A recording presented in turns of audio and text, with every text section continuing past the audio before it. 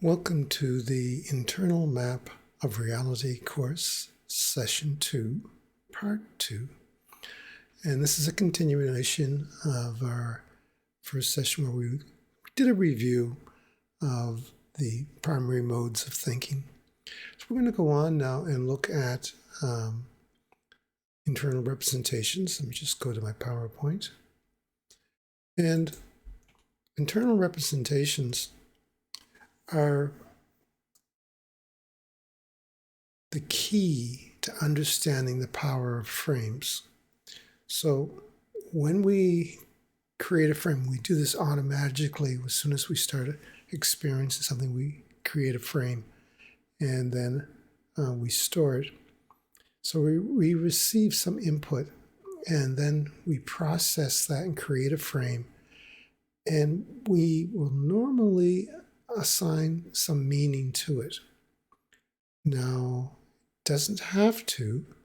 There are states where you can just be neutral, and this is kind of what we're learning when we're practicing our meditation, so that the frames will be stored as information, as data that you can recall and then understand what has happened.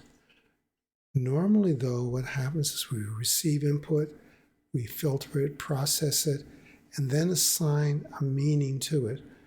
And that meaning will be connected to our value system, which we'll be getting into in the future.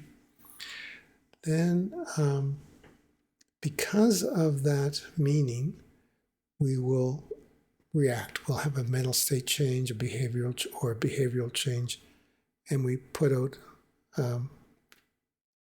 some kind of output.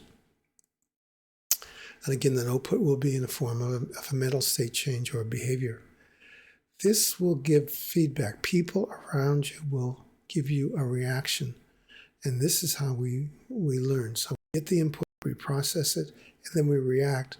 But based on that reaction, we get feedback. And this feedback loop will turn out to be very, very, very powerful. In meditating, you could say that what we're doing, we're creating a feedback loop between yourself and your subconscious and the world around you. And this loop, sometimes called a cybernetic loop, it happens constantly. So we are constantly receiving information, filtering that information, making some kind of a meaning to that frame and storing it. And that frame will elicit a behavioral change or a mental state change or an emotional state change. Now, this is important because if you understand that these frames are what is eliciting our mental state change and a behavior change, we can then just be aware of what frames that we are spending our time on. So some people are really, really good at this. They will constantly be controlling the dialogue or controlling what people are thinking about. If you see a really good group leader, they will have people paying attention to them, and they will be putting out a frame. You watch closely and you'll see that people will be eliciting frames to try to control the behavior and mental states. And in fact, isn't that what a comedian does? So a comedian's on a stage and they're telling jokes and they're creating frames that make people laugh and relax to get a mental state change and behavior change. So these frames are called representations.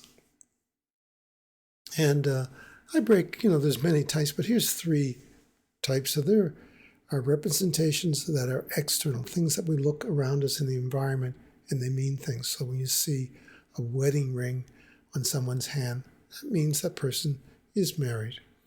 Or when you see a sign, like a stop sign, that means that you have to behave in a certain way. But there are many external symbols that we see from time to time and that we are constantly reacting to. Maybe even subconsciously we are reacting to these symbols. It's the internal ones that we are interested in. So these internal representations are the ones that will be driving your day-to-day behavior. So when someone talks about their first day of school, what happens to you? Do you initially get an emotional reaction?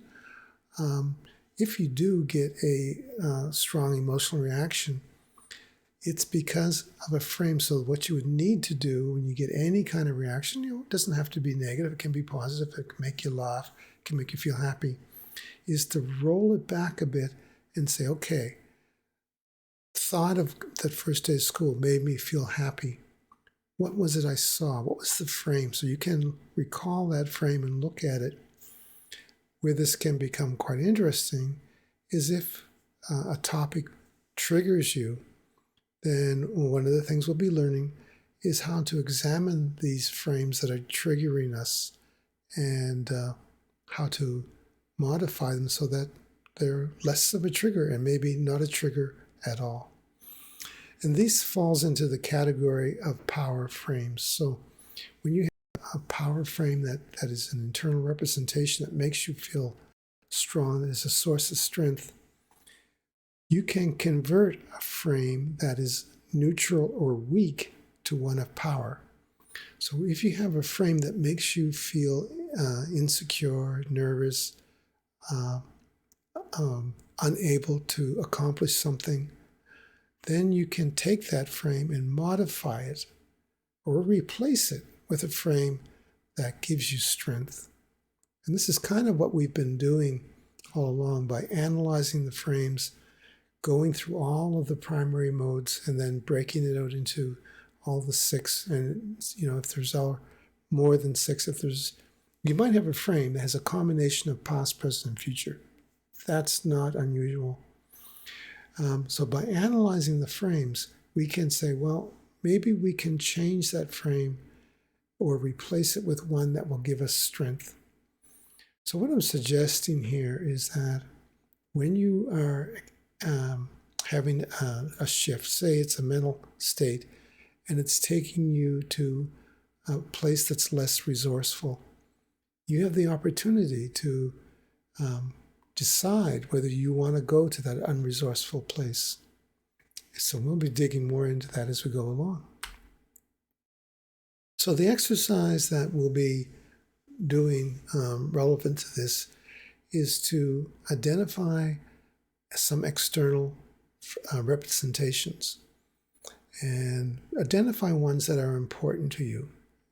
What symbols do you see during the day or hear during the day or experience that have meaning, have strong meaning? Then we can look at internal representations, and I like to ask people to think about things that made them happy in the past. But it doesn't have to be a past, it can be something in the future. So we'll be digging into those and also digging more into power frames. So we will be going through this exercise after this video. Well, that's it. We'll be going on to part 3 and looking at that next. Again, if you have any questions, please feel free to contact me and pose any questions or comments or suggestions.